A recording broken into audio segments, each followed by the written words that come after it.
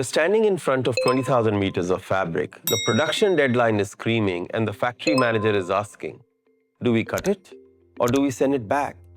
You can't make that call on a feeling. And if you're wrong, you're not wasting time. You're committing financial suicide by cutting substandard cloth into thousands of garments. You need a mathematical judge that doesn't care about excuses. That judge is the 4-point system. Today we are closing the series by mastering the judgment, the global mathematical standard that decides whether a fabric roll earns its place on your production floor or gets sent back with a rejection stamp.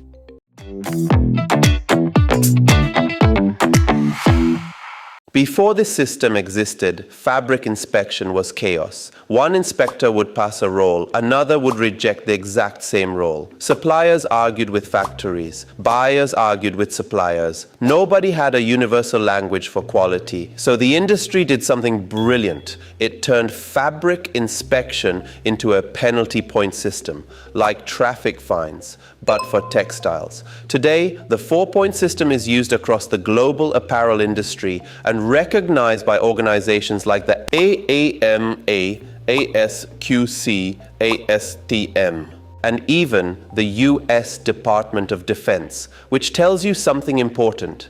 When even the military wants a fabric inspection standard, this is no longer just textile paperwork. This is industrial survival. The system itself is beautifully simple. Every defect gets penalty points based on its size. Small defect, small penalty. Bigger defect, bigger penalty. But the industry added 2 important rules to stop inspectors from turning fabric inspection into emotional warfare. First, no single yard of fabric can score more than 4 points. And that's where the name 4-point system comes from. You could find 1 defect or 5 defects in that section. It doesn't matter. Once the damage is bad enough, the industry simply caps the score at 4. Second, the fabric gets judged equally in every direction. Whether the defect runs along the warp or across the weft, the scoring stays exactly the same. Now here's how the scoring actually works. Every defect gets penalty points based on its length. The bigger the defect, the bigger the penalty. This scoring scale is used for normal apparel fabrics, which wider than 9 inches. We are talking about normal apparel fabric rolls here, not ribbons, tapes, labels, elastics, or narrow trims. And yes, holes get special treatment. Holes are treated like absolute criminal activity in this system. Any hole, regardless of size, automatically gets 4 points. No negotiation, no partial scoring, straight to maximum penalty. It's simple, fast, and brutally effective. Now here's where things get interesting. The raw point total alone means absolutely nothing. A roll with 20 points might be terrible or perfectly acceptable. Depends entirely on the roll size. It's the same logic as fuel economy. Saying a car used 20 liters of petrol tells you nothing until you know how far it traveled. Across 50 kilometers, disaster. Across 500, brilliant. Fabric works the same way. So the industry converts everything into a standard measurement points per 100 square yards. This is the great equalizer. Now buyers can compare fabric rolls fairly, even if the rolls are completely different sizes. The math is very simple. Once all the defects are scored, the next step is very simple. You take the total points and plug them into a formula. Now don't let the formula scare you. The idea is actually very simple. You find your total penalty points. You enter your roll length. You enter your fabric width. And the formula gives you a final quality score. That score tells you whether the fabric passes or fails. Let's do a quick example. The total penalty points are 45. The roll length is 80 yards. The fabric width is 54 inches. Applied to the yards formula, this roll scores 37.5 points per 100 square yards. If the buyer's limit is 40 points, it passes.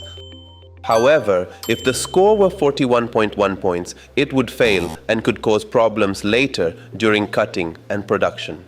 Now this works perfectly for a single roll. But what happens when production receives multiple rolls? Simple. If all the rolls have the same cuttable width, you can calculate an average score for the entire lot. First, add up all the penalty points. Then add up all the roll lengths. Finally, plug those totals back into the same formula using the common fabric width.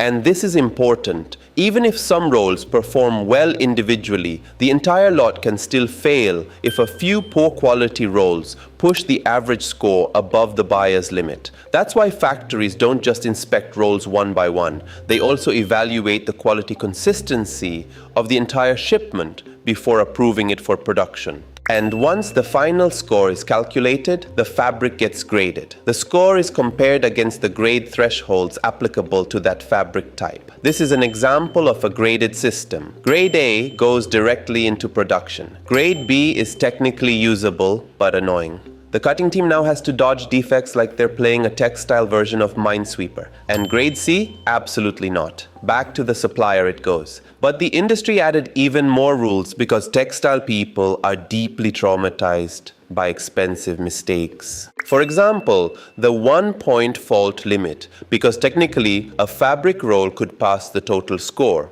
while still being covered in tiny defects everywhere. Individually they're small, collectively extremely annoying. So buyers limit how many small 1-point defects are allowed to stop factories from receiving fabric that looks acceptable on paper but becomes a nightmare during cutting. Another example is splices. A splice is where two separate pieces of fabric are joined together inside one roll, which sounds harmless until one side is slightly different in shade. Congratulations, half your garments now look like they came from two different planets. The rules governing splices under the 4-point system are straightforward. Here's what they look like. And then there's the funniest rule of all, smell. If the fabric smells strange during inspection, immediate failure. No calculations, no scoring, no debate, rejected. Because bad odor usually means chemical contamination, mold, or improper storage. And if your fabric smells like a haunted basement, things are not heading in a positive direction.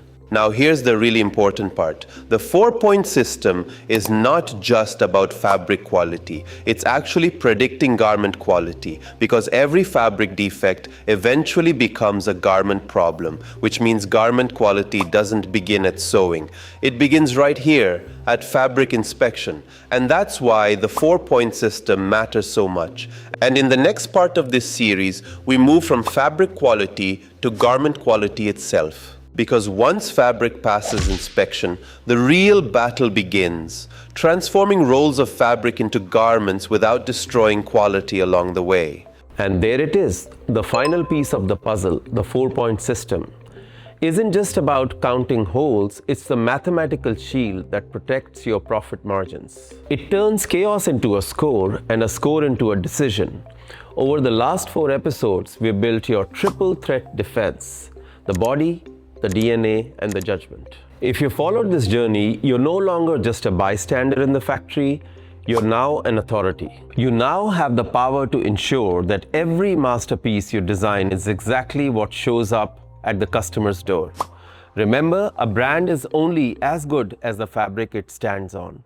Don't just hope for quality, inspect for it. BSKB Bite-Sized Knowledge Bombs is powered by Blossom 360 program, a fashion educational tour designed to demystify the industry through factory tours and real-world training. Whether you're a student, a designer, or an entrepreneur, Blossom 360 provides the clarity the industry usually hides. Subscribe to catch the next knowledge bomb. Give us a like if you finally feel more like an industry insider.